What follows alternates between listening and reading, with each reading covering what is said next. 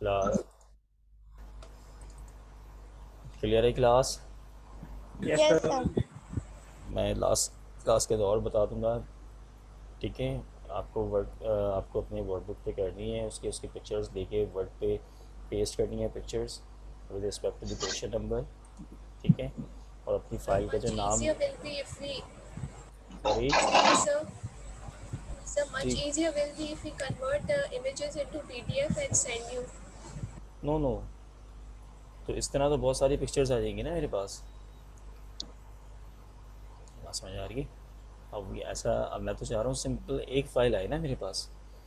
आप इस तरीके से कीजिए कि Yes sir, सबको, PDF will become one file only. We have done this in first semester also.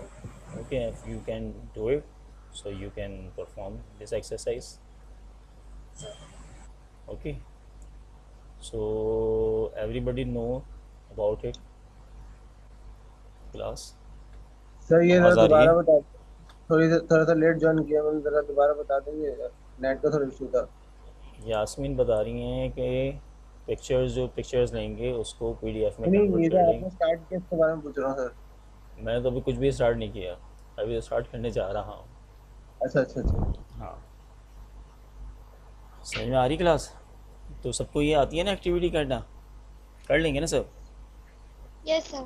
हाँ, तो We बस इस have तरीके done से। already in last semester. Okay, fine. तो और जो है सबसे इम्पोर्टेंट है वो ये है कि अपनी फ़ाइल का जो नाम है ना वो अपने नाम से ही लिखिएगा, ठीक है। ऐसा ना हो फाइनेंशियल अकाउंटिंग और ये एक्स वाई जी इस तरह की चीज़ें लिखी हुई होती हैं, तो आप अपने फ़ाइल का जो नेम रखेंगे वो आप क्या रखेंगे, अपने नाम से ही Name रखिएगा। and registration number also. नहीं, इट्स नॉट नेसेसरी कि रजिस्ट्रेशन नंबर, अगर रजिस्ट्रेशन नंबर मेंशन कर दें तो वेल Okay. एंड गुड, अच्छी बात है। रजिस्ट्रेशन नंबर मेंशन कर दें फाइल नेम में, अगर नहीं कर रहे हैं वो तो पेपर पे तो आप मेंशन करेंगे ना रजिस्ट्रेशन नंबर, ठीक है ना। And sir, what about the quiz? When will you take the quiz? इंशाल्लाह आजकल के अंदर मैं गूगल क्लास में ना,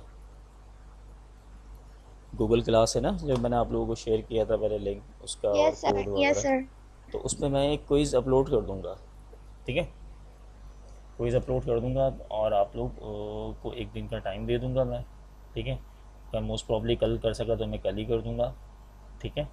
कल अपलोड करके मैं आप लोगों को एक दिन का टाइम दे दूंगा, तो आप उसको सैटरडे नाइट तक आप उसको अपलोड कर सकते हैं। We'll do it on Google Class or in a notes books.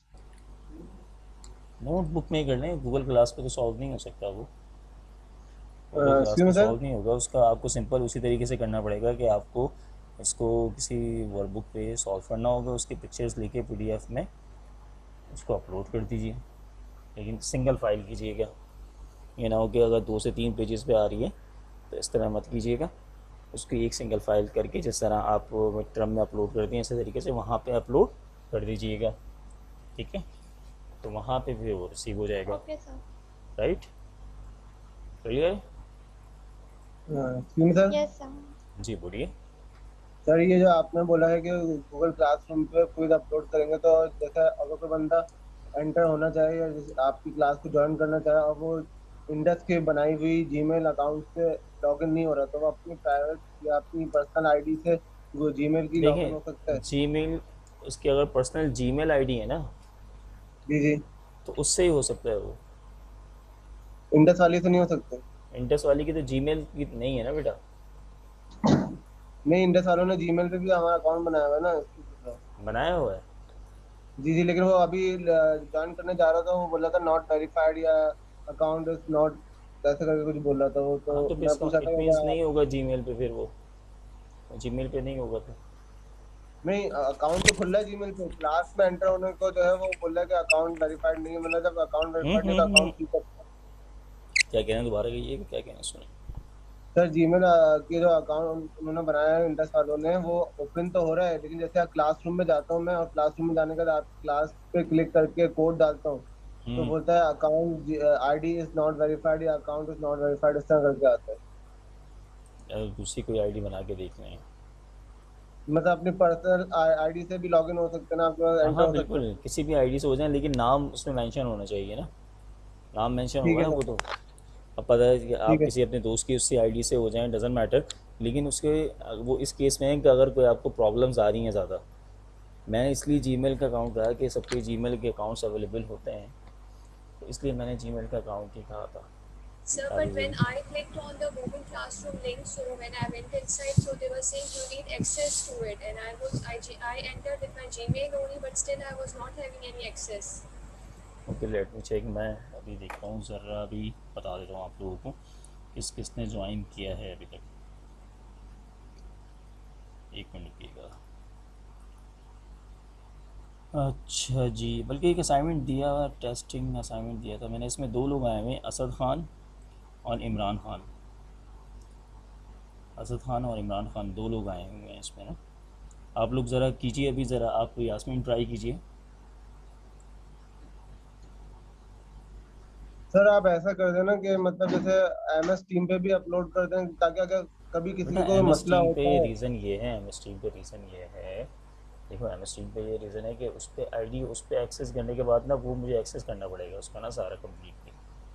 अच्छा सर, ये हो सकता है कि जैसे अगर किसी का अकाउंट नहीं खुल रहा है या कुछ मसला आ रहा है और एक दिन का जैसे आपने टाइम दिया हुआ है, तो आपको पर्सनल जीमेल कर सकता है कि ताकि आपके पास असाइनमेंट पहुंच जाए, आपको पता चल जाए कि इस शख्स ने असाइनमेंट बना लिया है, कुछ भाई प्रॉब्लम की इस वजह से तरह भी उसको कर अपलोड सकते नहीं हैं, कर देखें पा रहे। सुनिए, इस तरीके से भी कर सकते हैं कि इन केस आपको प्रॉब्लम आ रही है अगर गूगल क्लास पे, ठीक है, इस पर प्रॉब्लम आ रही है जी तो जी। आप मुझे पर्सनली व्हाट्सएप भी कर सकते हैं, ठीक है, लेकिन वही सिंगल ठीक है। फाइल होगी। लेकिन प्रायोरिटी यही है कि आप उसको गूगल क्लास पे करें ताकि वहाँ पर एक डेटाबेस कंपाइल हो जाए, राइट। ठीक है सर। अब जैसे दूसरे स्टूडेंट्स का आया, जैसे आप ट्राई करेंगे ना दूसरी आईडी से ट्राई करेंगे, जैसे अब ये 2 स्टूडेंट्स ने ट्राई किया होगा तो इनका आ गया मेरे पास, एक असद ख़ान है, एक इमरान ख़ान है। ठीक है सर। अगर आप में से दोबारा कोई ट्राई करता है, मैंने आपसे कहा था वो लिंक पे जाइए, लिंक पे जाने के बाद आपसे वो कोड मांगेगा, उस कोड को मेंशन करें, उस कोड को मेंशन करें तो वो आपको बिल्कुल कंसिडर करेगा। चलिए सर, समझ मैं में आ ट्राई रहा है? करता हूँ बात। ठीक है, चलें ज़रा इस पर आ जाइए, प्रॉफिट एंड लॉस पे ना ज़रा। ये शेयरिंग आ रही फाइल सबको नज़र, फाइल नज़र आ रही है बेटा आप लोगों Yes, को? sir, it's showing. Yes, sir, it's showing. अच्छा जी, अब ये देखिए मैंने एक पाइनियर कंपनी का एक बनाया है, ये ज़रा फॉर्मेट ज़रा गौर से देखिएगा क्या है। मैंने income statement, profit and loss account, इसको इनकम स्टेटमेंट को प्रॉफिट एंड लॉस अकाउंट भी कहते हैं। एक्चुअली इसको प्रॉफिट एंड लॉस अकाउंट क्यों कहते हैं या इनकम स्टेटमेंट क्यों कहते हैं, इससे हमें ये पता चलता है कि किसी भी कंपनी ने, किसी भी ऑर्गेनाइजेशन ने प्रॉफिट एक पर्टिकुलर पीरियड के अंदर प्रॉफिट हासिल किया या लॉस किया, राइट। एक सिंपल सा जो मेथड है वो ये है जो आप लोगों को एक जर्नली में बताना चाह रहा हूँ। क्या होता है, सिंपली सेल्स हैं, सेल्स में से आप जितने भी एक्सपेंसेस हैं वो माइनस करवा देंगे तो आपके पास नेट प्रॉफिट आ जाएगा। अगर पॉजिटिव होगा तो प्रॉफिट होगा, नेगेटिव होगा तो लॉस होगा, ठीक है। यहाँ पे आप लिख सकते हैं पॉजिटिव मीन्स प्रॉफिट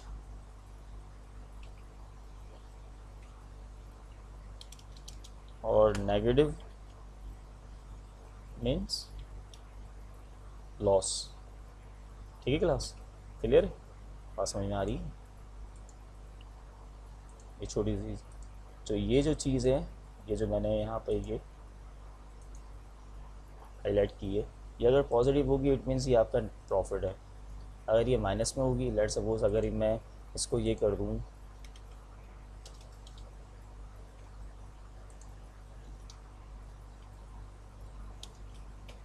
इस तरह कर दूँ, तो ये माइनस में आ रही है, राइट। अब ये माइनस में आ रही, क्या आ रही है, सेल्स आपकी कम है और एक्सपेंसेस ज़्यादा हैं। तो सिंपल सी बात है ना, वो कंपनी तो हमेशा नुकसान ही करेगी ना जिसके सेल्स कम हो, जब ठीक है, और उसके एक्सपेंसेस ज़्यादा हो, खर्चे ज़्यादा हो, तो हमेशा नुकसान ही होगा। ये बात तो फैक्ट है ना, बात समझ में आ रही है? जी सर। अच्छा जी, अब आगे आ जाइए। अब आ जाते हैं एक प्रॉपर जो एक कंपनी का maintain profit and loss account होता है, ठीक है। उसमें क्या क्या चीज़ें होती हैं भाई, उसमें क्या क्या चीज़ें होती हैं, एक आपकी सेल्स होती हैं, ठीक है। ऊपर तो हमने सिंपल सा किया, सेल्स में से Sir, एक्सपेंसेस माइनस किए, नेट प्रॉफिट आ गया जी। sir, Sir, can you check right now? I've tried to join. Wait,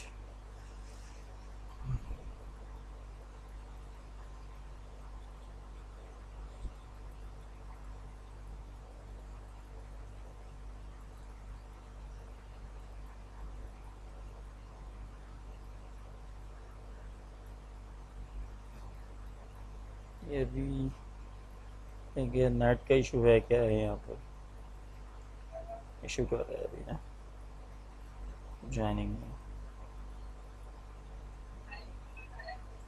well अभी मैं देखता हूँ, यहाँ पे भी ऑन करके देखता हूँ मैं, अगर हुआ तो मैं आपको बताता हूँ। वो क्या आपको मैसेज क्या दे रहा है, चलिए डिस्कस कर लेते हैं अभी ज़रा, ये प्रॉफिट एंड लॉस स्टेटमेंट ज़रा समझ लें। नेक्स्ट क्लास में इसको फर्दर सॉल्व करेंगे क्लास वाइज, पाइनियर कंपनी का ही करेंगे।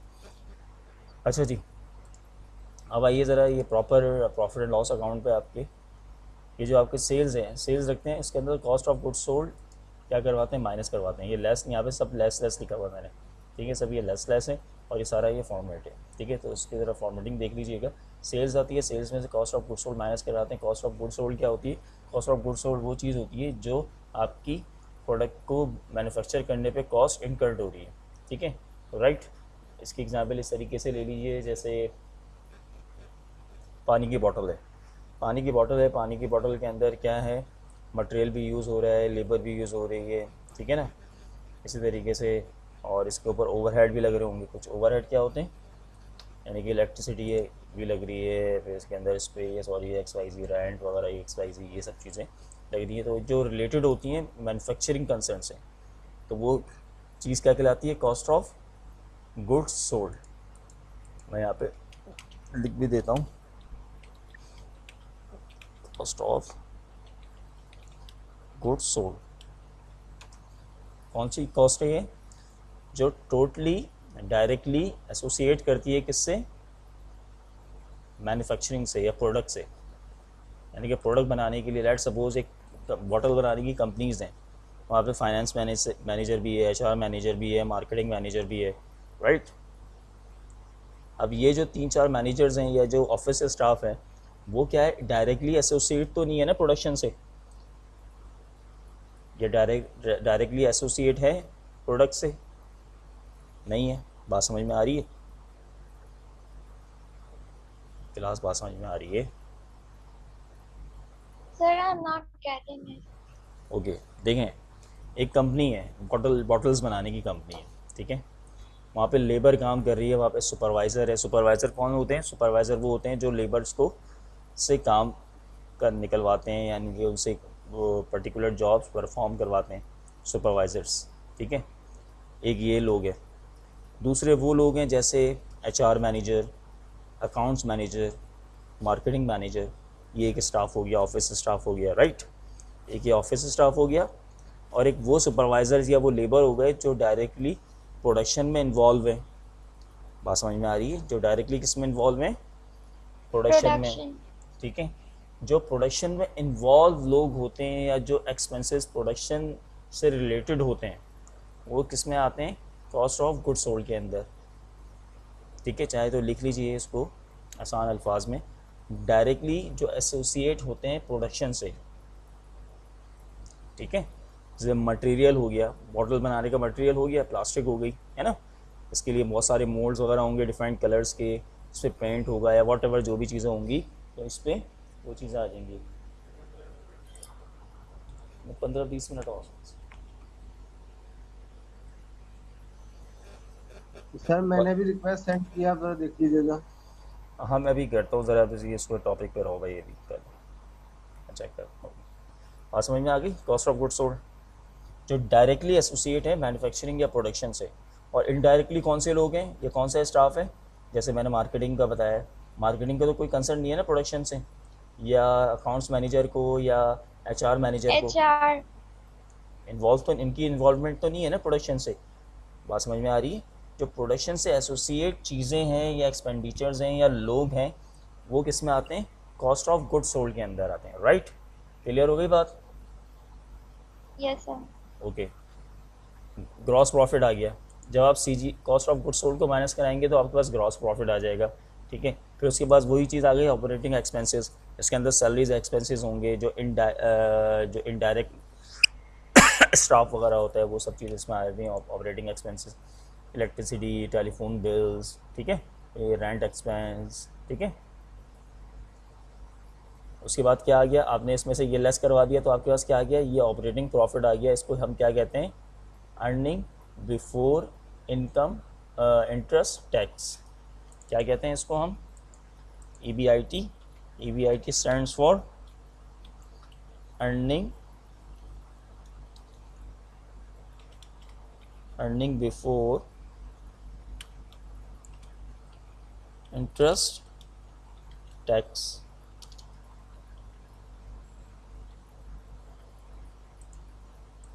बात समझ में आ रही है क्लास?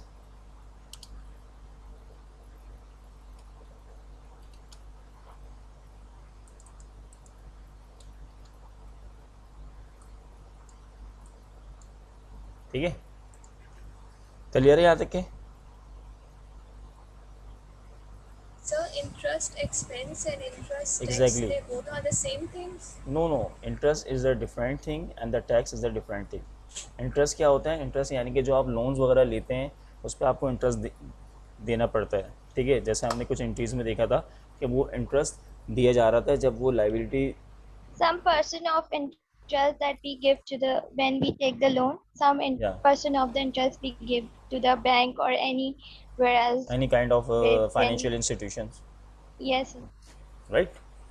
तो जैसे हम उर्दू में आसान अल्फाज में कहते हैं सूद, ठीक है, this is called the Sood expense, जो सूदी निज़ाम या सूद एक्सपेंस है, दिस इज़ कॉल्ड इंटरेस्ट, ठीक है।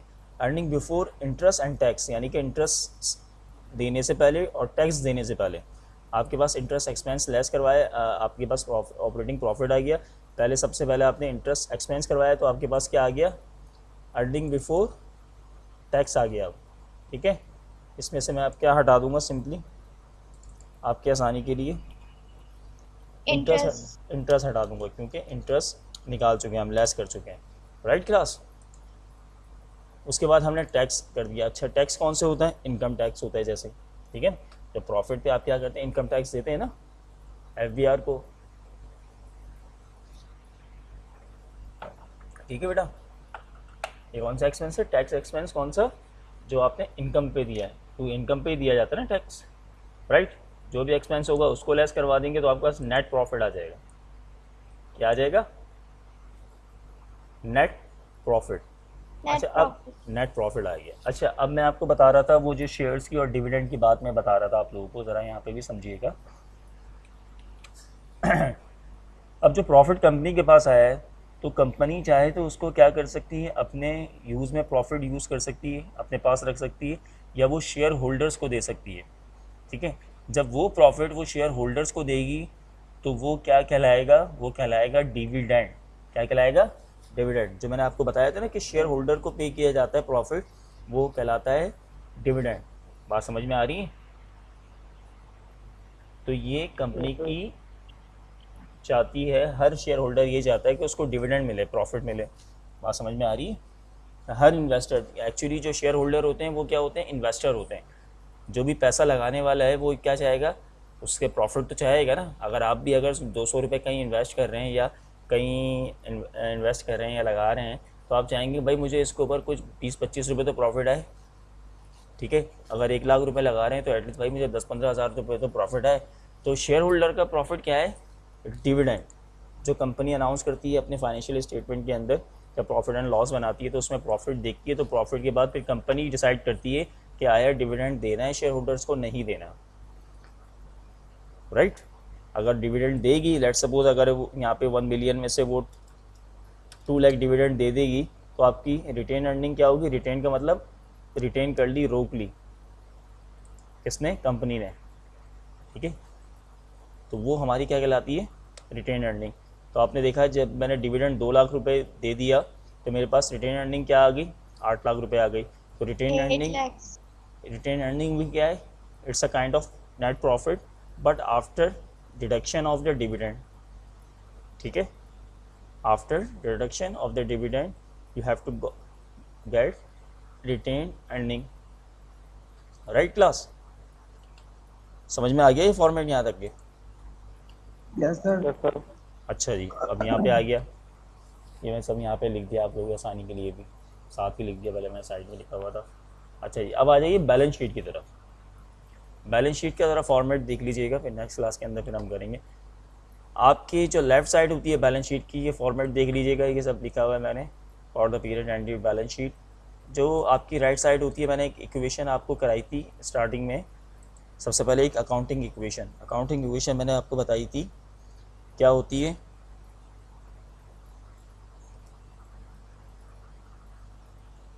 Assets is equals to liabilities plus equity. Very good, liabilities plus equity, ये बताई थी इक्वेशन। यही इक्वेशन का इम्पैक्ट बैलेंस शीट में दिखाना है हमें, यानी कि लेफ़्ट साइड पे क्या आ जाएंगे? एसेट्स आ जाएंगे। अब एसेट्स कैसे आएंगे भाई? पहले आपके पास करंट एसेट्स आएंगे, ठीक है, और उसके बाद आपके पास फिक्स एसेट्स आएंगे, यानी कि जो भी करंट एसेट्स है पहले आपने एसेट्स की हेडिंग डाल दी है, उसके बाद एसेट की हेडिंग के बाद आपने करंट एसेट्स मेंशन करने, करंट एसेट्स जो भी है वो आपको दिखा देना है और उसका टोटल दिखा देना है, ठीक है, उसका टोटल दिखा देना है जिस तरह यहाँ पे दिखाया जा रहा है, राइट। उसके बाद फिक्स एसेट पे आना है। अगर फिक्स एसेट्स हैं आपके पास, जस्ट लाइक जो फिक्स एसेट और करंट एसेट्स के मैंने बताया था, जो मोर देन 1 ईयर होते हैं वो फिक्स एसेट होते हैं, लाइक मशीनरी हो गई, इक्विपमेंट्स हो गए, राइट, बिल्डिंग हो गई, तो ये आपके फिक्स एसेट में अगर जो होंगे तो फिक्स एसेट में मेंशन होंगे, और उसमें से आप क्या करेंगे? डेप्रिसिएशन माइनस कर देंगे। अक्यूमुलेटेड डेप्रिसिएशन क्या होता है कि जो भी फिक्स एसेट होते हैं उनकी एक पर्टिकुलर लाइफ होती है। हम डेप्रिसिएशन अगर हमारे इसमें आई थिंक नहीं है कोर्स आउटलाइन में, डेप्रिसिएशन सिंपल सा आप समझ लें कि फिक्स एसेट के ऊपर अप्लाई होता है। ईयरली एक लाइफ होती है किसी भी एसेट की, ठीक है ना, कोई भी एसेट की एक लाइफ होती है, ये तो हमें पता ही है, ऐसी है ना, कि हमारे पास कार है या हमारे पास जो भी व्हीकल है उसकी एक लाइफ है, उसके बाद वो क्या होगी? डैमेज होना शुरू हो जाएगी, ख़राब होना शुरू हो जाएगी। हमारे पास एक मोबाइल है, उसकी एक लाइफ है, ठीक है, लेकिन हमारे यहाँ तो ऐसा होता है कि उसकी लाइफ पूरी नहीं होती, वैसे ही चला जाता है, स्नैचिंग हो जाती है, ठीक है। और भी हमारे दूसरे जो भी एसेट्स हैं उनकी एक लाइफ है, जो भी फिक्स एसेट है, यानी कि मोर देन 1 ईयर जिनकी लाइफ होती है, उसके बाद क्या होती है? डैमेज होना शुरू हो जाते हैं, है ना, ऐसी है ना क्लास। तो उस पर क्या अप्लाई करते हैं? उसकी लाइफ के हिसाब से हम पे एक डेप्रिसिएशन एक्सपेंस अप्लाई करते हैं, जिसको हम क्या कहते हैं? डेप्रिसिएशन कहते हैं। Depreciation which means reduction in the value of an asset over time. Of fixed asset. Of Not an only asset asset. over time. Exactly. Value of an asset over time. Of a fixed asset, not a asset. Not an asset. Over time Okay. किसकी होगी? जो fixed assets होंगे. Reduction of an fixed asset. Exactly. Right. Right.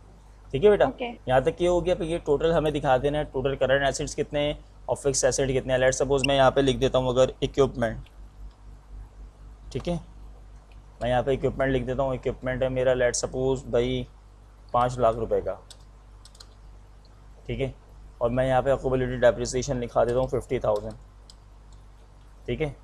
तो net fix asset कितना आ गया मेरा? This minus this, मैंने यहाँ पे लेस लिखा हुआ है, देखिए ये आ गया। तो और ये दोनों चीज़ें क्या हो गई? टोटल हो गई, यानी कि नेट फिक्स एसेट और ये चीज़ें दोनों ऐड हो गई, तो मेरे पास ये टोटल आ गया इसका, राइट, क्लियर है। अब ये साइड टोटल जो भी आई है ये टोटल मेरे पास साइड आ गई है। अब आ जाइए दूसरे एंड पे, जहाँ पे लाइबिलिटीज़ एंड इक्विटीज़, आपने हेडिंग मेंशन करी लाइबिलिटीज़ एंड इक्विटीज़ की। सबसे पहले आपको लिखना है लाइबिलिटीज़, और लाइबिलिटीज़ में भी पहले कौन सी चीज़ मेंशन करेंगे? तंजीला क्या हो रहा है? ये करंट लाइबिलिटीज़ मेंशन करेंगे। Sorry, पहले sir. करंट लाइबिलिटीज़ मेंशन करेंगे, payable, operating payable, earned revenue, ये सब क्या है? लाइबिलिटीज़ ही हैं, सही है ना। इलेक्ट्रिसिटी एक्सपेंस पेबल, है ना, ये सब करंट लाइबिलिटीज़ है जो 1 ईयर के अंदर अंदर ख़त्म हो जाएंगी। और मैंने आपको बताया था जो लॉन्ग टर्म लाइबिलिटीज़ होती हैं, जैसे इसमें नोट्स पेबल आ गया, ये भी हो सकता है जो लॉन्ग टर्म पे होता है। इसी तरीके से आपके लोन हो गया, जो आपने बैंक से लोन लिया हुआ है, ऐसा तो नहीं होता 1 साल के अंदर क्लियर करें इसलिए लोन लिया जाता है, वो क्या किया जाता है 1 साल से ज़्यादा के लिए होता है, तो वो सब चीज़ें यहाँ पे आ जाएंगी, ठीक है, क्लियर है यहाँ तक के? Sir, can जी। you give one example of operating payable? Operating payable यानी कि जो भी ऑपरेशनल एक्टिविटीज़ होनी है, जैसे मैंने आपको बताया ना, इलेक्ट्रिसिटी एक्सपेंस पेबल आ गया, टेलीफोन एक्सपेंस पेबल आ गया, ठीक है, सैलरीज पेबल आ गया, राइट। वेजेस पेबल आ गया, ये सारे ऑपरेटिंग से रिलेटेड है, जो भी ऑपरेशंस हो रहे हैं उससे रिलेटेड चीज़ आ गई। सी, तो यहाँ पे एक जर्नल चीज़ हमने लिख दी है, राइट। क्लियर है? Yes sir. Okay, Yes, sir. अच्छा जी, आगे आइए। ये हमने करंट लाइबिलिटीज़ को टोटल किया, इसी तरीके से लॉन्ग टर्म लाइबिलिटीज़ को भी टोटल कर लेंगे। उसके बाद हम क्या मेंशन करेंगे, यहाँ पे हमने करंट लाइबिलिटीज़ को लिखा था, non current long term liabilities को लिखा। अब यहाँ पे हम आ गए कैपिटल पे। हमने क्या लिखा, इक्विटीज़ का हेड क्या लिखा, कैपिटल लिखा, और कैपिटल के नीचे हमने स्मॉल कैपिटल लिख के बता दिया भाई 3 मिलियन कैपिटल है, ठीक है। और ये रिटेन अर्निंग क्या है, ये प्रॉफिट है जो हमने वहाँ पे मेंशन किया। ये लिया था ना प्रॉफिट, नेट प्रॉफिट कितना आ रहा था, 1 मिलियन आ रहा था। तो हमने क्या कर दिया, 1 मिलियन यहाँ पर मेंशन कर दिया, तो टोटल कैपिटल को ऐड कर दिया। टोटल कैपिटल कितना हो गया, 4 मिलियन का हो गया, 4 मिलियन, और लाइबिलिटीज़ को ऐड कर दिया तो ये आ गया 7.1 मिलियन का, ठीक है, यानी कि 71,25,000। अब जो इम्पोर्टेंट चीज़ है, यहाँ तक ये क्लियर है सबको जी? Question, sir. Liabilities plus capital plus retained earning, then we will get the total. नो, आपको सेपरेटली तमाम हेड्स को टोटल करना पड़ेगा। जो आपने करंट लाइबिलिटीज़ को ऐड किया है टोटल, इसको ऐड करेंगी। जो यहाँ पे आपने जो भी लॉन्ग टर्म लाइबिलिटीज़ होंगी उसको ऐड करेंगी, प्लस जो टोटल कैपिटल अमाउंट आ रही है, जो टोटल कैपिटल Yes, अमाउंट आ रही है sir. इसको Capital total will have capital itself and retained earning.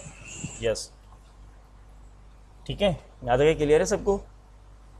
अब करेंगे क्या, अब ज़रा गौर से देखिए भाई क्लास, यहाँ पे जो इम्पोर्टेंट बात है, जब आप ये सब लिख लेंगे तो आपकी एसेट साइज और लाइबिलिटीज साइड दोनों क्या होनी चाहिए, बराबर होनी चाहिए। आप इसमें देख रहे हैं ये दोनों चीज़ें मैंने इक्वल दिखाई हैं आपको, राइट। ये भी 71,25,000 है, ये भी 71,25,000 है, जो हमारी इस इक्वेशन को, अकाउंटिंग इक्वेशन को जस्टिफाई कर रहा है, राइट। क्लियर है यहाँ तक के सबको? सॉरी, क्लियर है? चलो इसको देख लीजिएगा। नेक्स्ट क्लास के अंदर हम क्या करेंगे, इसी को स्टार्ट करेंगे